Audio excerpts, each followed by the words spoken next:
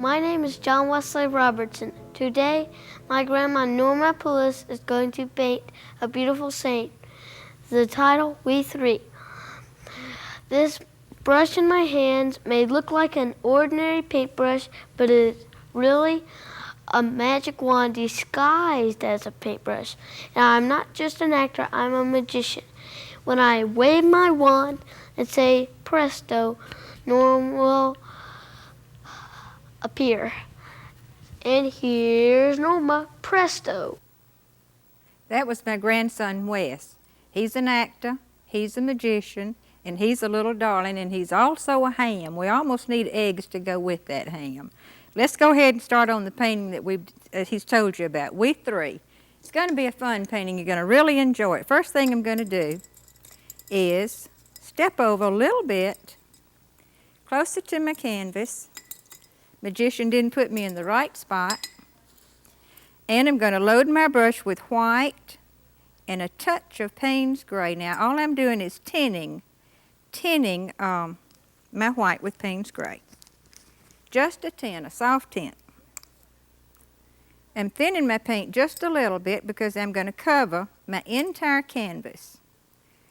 I want just a tint. I'm getting it a little bit too dark, so give me just a minute to kind of lighten it up a little bit, add more white.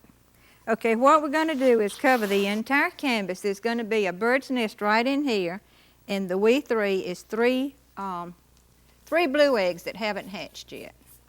Now the reason I'm covering the canvas with the white and the Payne's Gray, the tinted Payne's Gray, is I want to get a soft effect to this background. If I hadn't used the Payne's Gray in the white,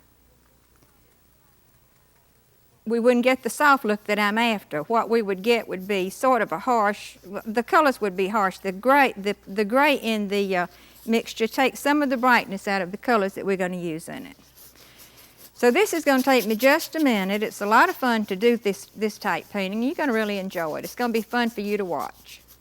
It's going to be fun for you to try, and I know you're going to. And this is an authentic painting. This is for real. I was in Montgomery visiting my mother and father, and I just kind of glanced out of the bedroom window, and I saw this bird's nest. It was deserted, and it was in a rose bush, and it had 3 blue eggs in it. So what would an artist do? I cut the limb off and took it home with me, took it back to Atlanta, and painted it. And this is the result of that. I wonder why a bird would build a nest in a rose bush. I wonder if they wouldn't get stuck flying in and out. Maybe the reason she left the eggs. But it was deserted. It was way past nesting season. In fact, there was one of the eggs was even cracked on the bottom. That there was just nothing. They were just shells. Okay. I don't even know if you can see that or not, but this has to be done to get the effect we're after. Let's stop now and paint the nest in. This is going to be the underpainting for the nest. This is burnt umber. Okay, this is the inside of the nest. This is the bottom. I'm laying my shadow structure in first.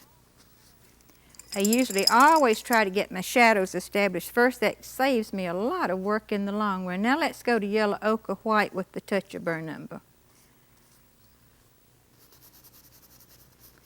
Okay, here's the front of the nest. Here's the back of the nest. Dry your brush. Blend your edges. Straighten up the nest a little bit because we'll come back in a few minutes and add some twigs and things like that, like you would actually see on a bird's nest. Soften that inside just a little bit. Okay, I see I need to darken a spot right here.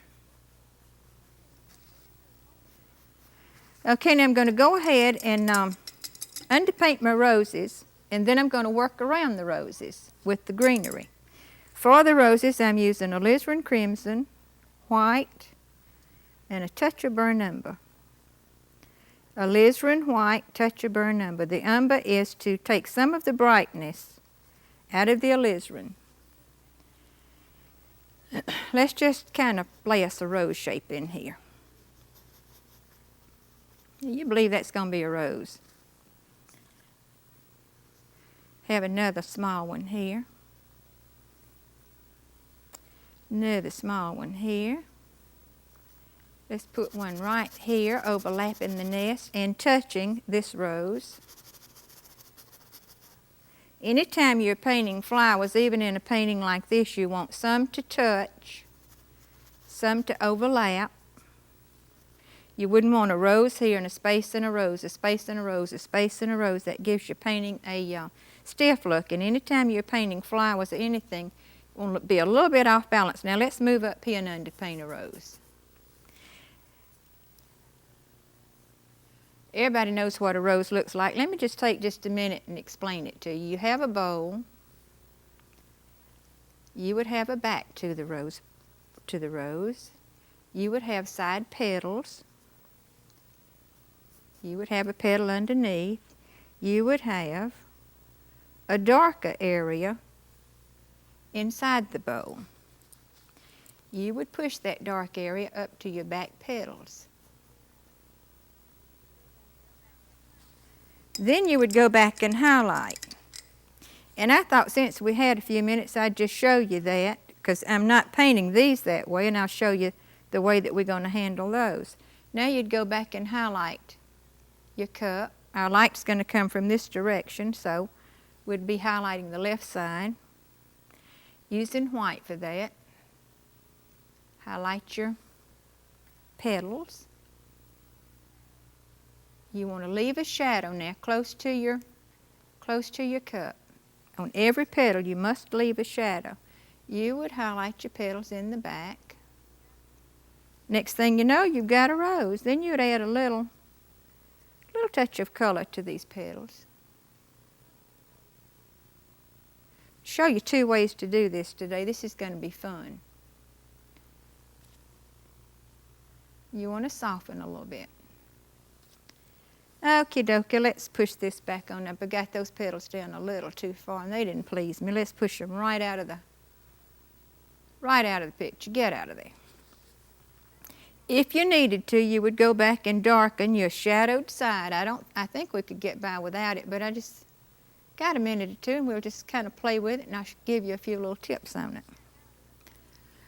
Okay, it doesn't look like much, does it? Just sitting there by itself, but I'm going to show you. Once you put some greenery behind it, it jumps to life.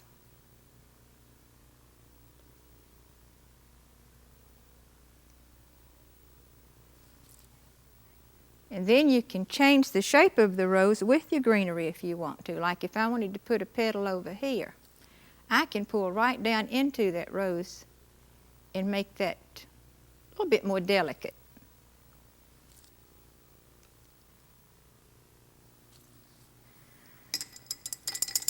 Now that's one way to do them. Then of course you'd want what? You'd need a center, wouldn't you? You just kind of tap yellow ochre, a little bit of yellow in your centers. I'm going to highlight this side just a little more. There we go. Highlight my outside petals. And lo and behold, just a few strokes, we've got a beautiful rose here.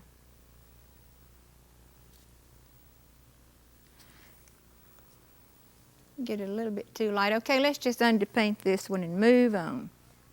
So what did we have? We had a bowl, the back of the rose, the side petals, and then your highlights. And that's it. All right, let's see if we want to add any more. 1, 2, 3, 4, 5, 6. Yeah, that, what did I tell you before? A little bit off balance at all times. Let's add a little small one here. That'd make 7, which is unequal. While the roses, the shapes are drying just a little bit, I'm going to lay some greenery all over the place out in here. This is sap green and burnt umber, and we'll go add a little bit of alizarin to here we go. Let's add a little alizarin to this. At times I'm going to add a little Payne's gray. See, when I'm working around the rose, I want to get it good and dark. And this is just kind of blocking your colors in right now. And making a few leaf shapes.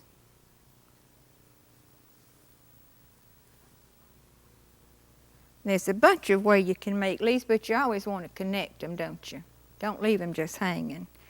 You can kind of wiggle your brush back and forth and then pull through it like that. Or you can actually make a leaf shape like that. Just a little curve and another curve on the other side and pull through it. A curve, an undercurve, and pull through it. Or you can just kind of make small curves and pull through it. Any way you want to do them, fine with me. Let's get our greenery laid around here. Let's use alizarin. Okay, let's use alizarin and Payne's gray. And a little bit of white. It's going to be a pretty color. Look at that, isn't that beautiful? Make us a few trash leaves out in here. They're called trash leaves because they're really not realistic leaves, but the shapes are pretty and you want to use them if you can. Okay, now we want to keep in mind that we want kind of a curve to this arrangement. We don't want our arrangement to be straight. You know what that would do? Ugly, stiff, monotonous, tacky, tooky. All right, let's put us a little trash leaves here and trash leaves, then go back and fill in the rest of our greenery and jump back on our roses again. This whole area in here is going to be filled. I think I'll go to a stiffer brush and push this paint down in that canvas. I'm working in a wide open space there. Let's just kind of push this in right here.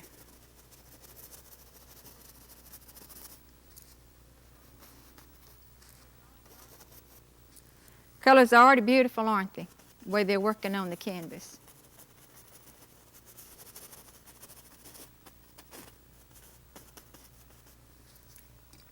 You know they are.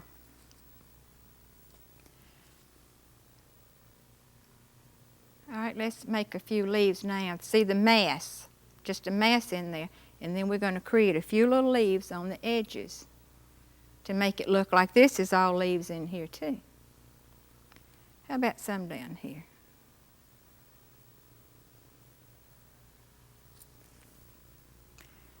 Okay, let's go up in here and add a few. Keep in mind, curve, curve, curve, pull through. Or curve, curve, pull through. Either way you want to do it.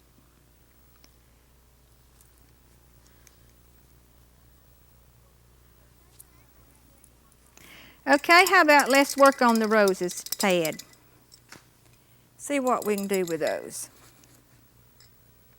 Let's take white paint. And let's turn this one down this way and our light's on the left. Let's pull a bowl out of there.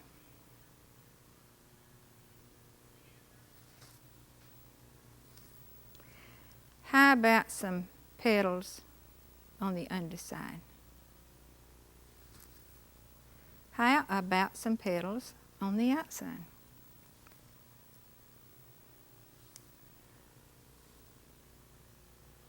And remember what I said, always, always leave a shadow between your highlight and your rose. Now I'll take a mop brush in a few minutes and soften this down a little bit, but right now I'm going to go ahead and get the rose established right before your very eyes.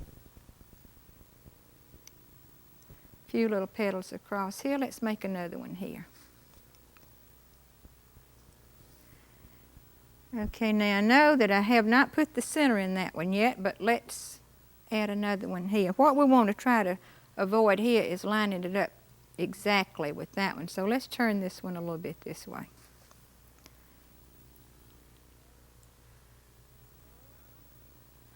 Got a bowl. Got some highlights on that side, highlights at the bottom. Highlight here and a highlight there. Here light, there light. Let's put a little yellow ochre in that. It's still not your finished rose yet, but it's getting close. We're going to soften the strokes a little bit with the mop. Let's see, let's get these laid in. And these are just really kind of suggestions. See, I love to do these because you don't have to fiddle with them too much. Lay the little booger in there and leave it alone. Haven't really painted a rose, but people see a rose. Okay, now let's add the centers to all of them. And soften downward.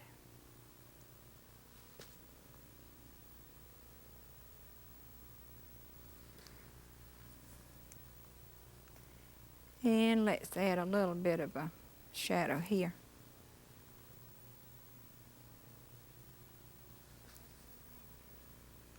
Okay, now let's add some greenery down here. It looks like it's just hanging.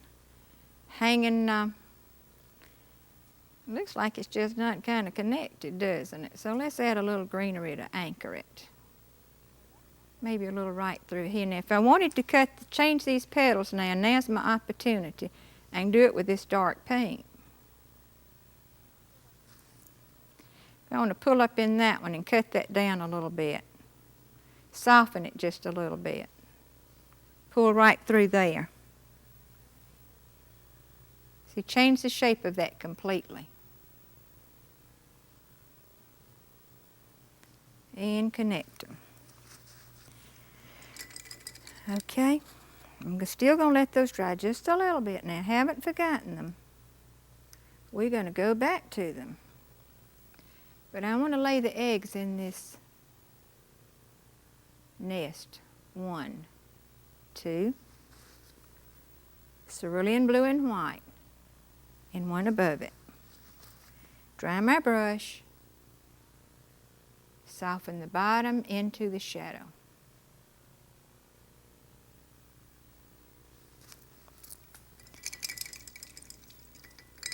Okay, now I want to go to the mop.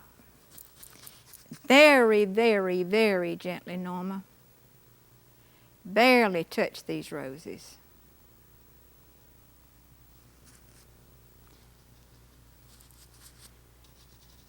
Soften them down.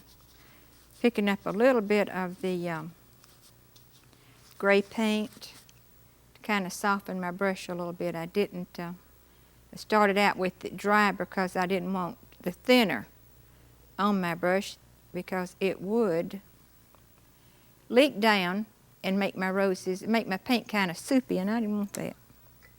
Just wouldn't work. Now I'm going to go back and darken this center just a little bit where I kind of destroyed it. And lay my centers in.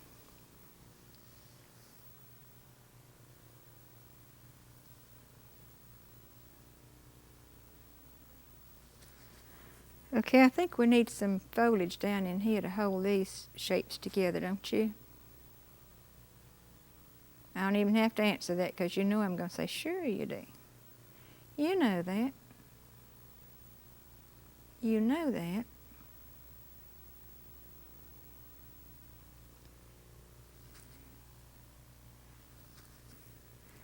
Okay, let's add a few little,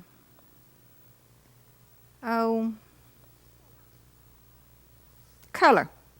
These are like little baby's breath or something like that. Now this was not an authentic part of it. I added this because I wanted to.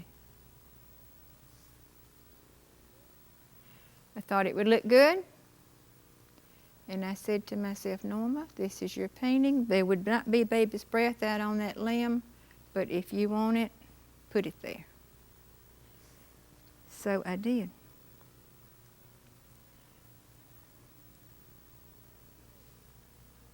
What you do with something like this, you kind of break up negative shapes. See, that was just nothing happening in this spot of green in there. Let's put a few pink ones now.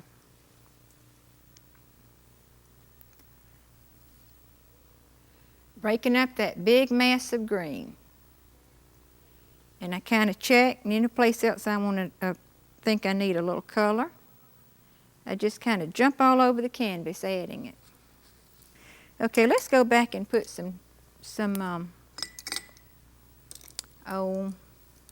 twigs, well, you know how the birds pick up weeds and twigs and things and put in the nest. Let's add a few.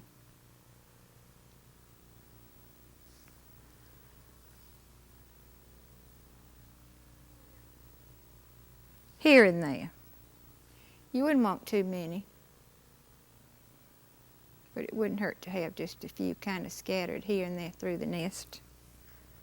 Give it a little more of light, more highlights. Wouldn't hurt to have a few dark ones scattered through there.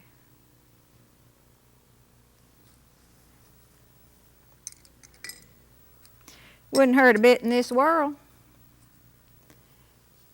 Now let's just add some kind of little embellishments. Oh, I see a little rose that I did not work on. I must do that. Still trying to follow the curved shape. You don't want it to get too stiff. Now see, I have a straight line here, don't I? Well, let's get rid of that right now. See, my foliage was almost in a straight line, getting a boxy shape. This kind of took care of that for me.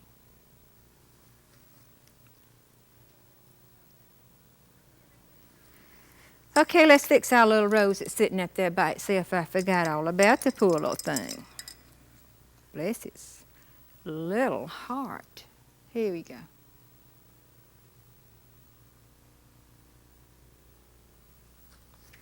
Didn't even complain a bit, just sat up there and waited its turn. Let's see if we need any greenery hooking it together, to hook anything together, anywhere. I think we're in pretty good shape, so what we're going to do now is, this is my favorite part. I love to do things like this.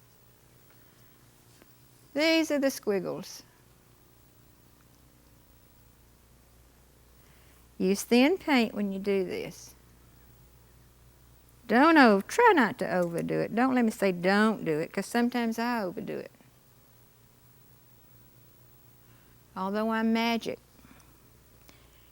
I still do things like that. The magic runs in our family, you can see that.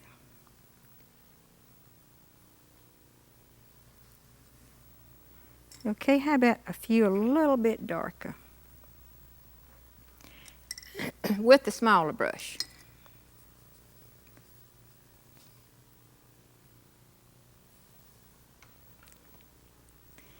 This is the part that I really love, is when you just get to a point that you can just sort of play with it yourself. Sometimes, I wouldn't do it with the bird's nest in it, but sometimes when I paint roses in a cluster like this, I add ribbons hanging here and there and things of that sort. Okay, it looks a little flat at the top. Let's put us a twig up in here to kind of overcome that.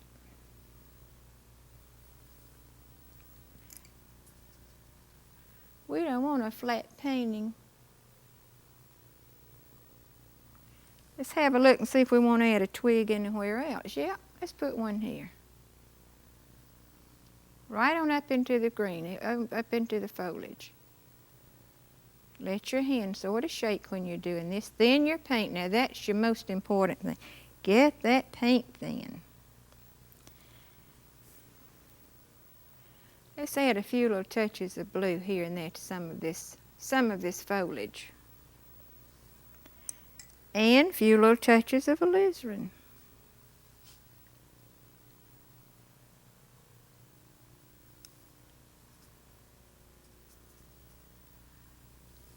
You want a pink leaf or two?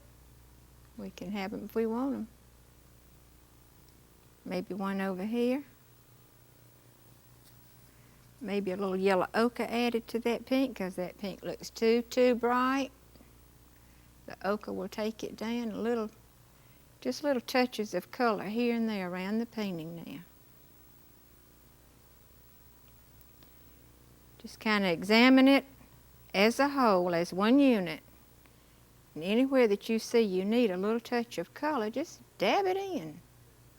Check to be sure that all of your leaves and things are connected. Now that's, if you don't have a stem connecting them, you're just going to have to do that. You have no choice there.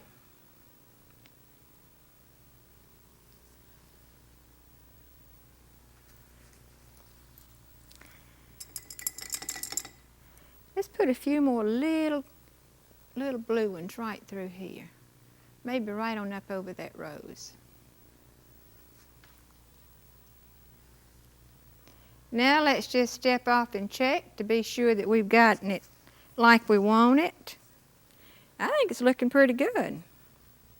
Give it a final check. I think it's looking real well. Now when you do it, if you want to, you can connect these two with a little greenery right through there. And I think that'll do it. I certainly have enjoyed being with you. I've enjoyed every minute of it. Bye-bye.